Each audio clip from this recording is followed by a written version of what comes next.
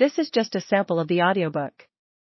To get the complete audiobook, access the link posted in the first comment. It starts with an overhead shot, in color, but with no sound, of a man walking into a 7-Eleven. It's late, well past 2 a.m., but the scene is glowing. The street lamps working with the store signs to give off a glimmer you don't usually see on the typical nighttime surveillance video.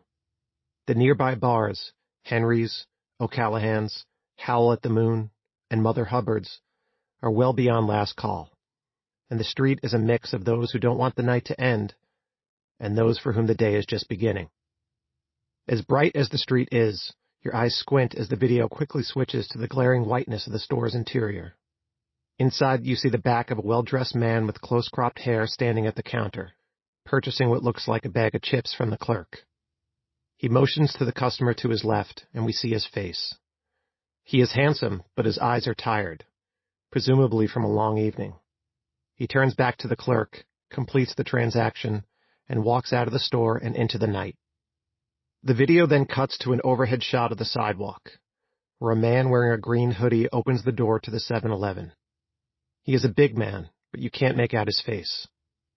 He is barely inside the store when a security guard who is manning the door on the sidewalk comes up behind him, says something to get his attention, and then performs the universal take-a-hike gesture with his thumb.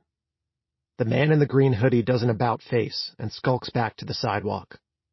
Moments later, you see the customer with his newly purchased chips exit the store. In a minute, you'll learn the man's name when a caption flashes at the bottom of the screen. He is Marcus Gaines, a bartender at the Chicago Marriott on Michigan Avenue. As Marcus exits the store, the man in the green hoodie steps in front of him. For the first time, you can see his face, a menacing brow perched over angry eyes and an angrier scowl. You can see him yelling. He gets in Marcus's face. He gets in the security guard's face.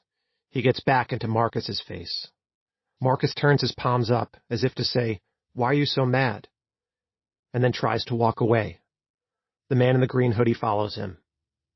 The video then cuts to a traffic camera across the street, and the images transform from a brightly lit close-up of animated humans to an overhead shot of grainy, pixelated ghouls.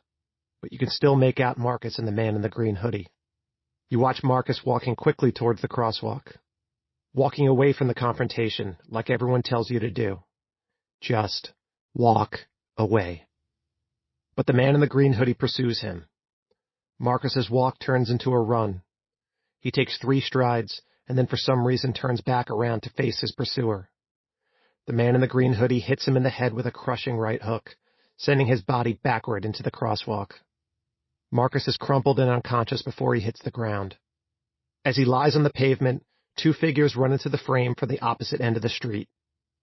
Thank God, you say to yourself as you watch the Good Samaritans kneel down next to Marcus's motionless body. Your relief turns to horror and disbelief as they shove their hands into his pockets and strip them of their contents before getting up and fleeing down an alleyway. To the right of the frame, the man in the green hoodie stalks away into the night. A few seconds later, 2 taxicabs, one in front of the other, make right turns onto the street where Marcus lies unconscious. The first one drives to the right of Marcus's motionless body, narrowly missing him. The next one drives directly on top of him, crushing his chest under 2 tons of automobile and killing him. The rest of the video shows the aftermath. A close-up of people in the street. On the sidewalk, one man is in complete shock. Another takes out his phone, in all likelihood calling 911. Marcus Gaines' life ended in the gutter.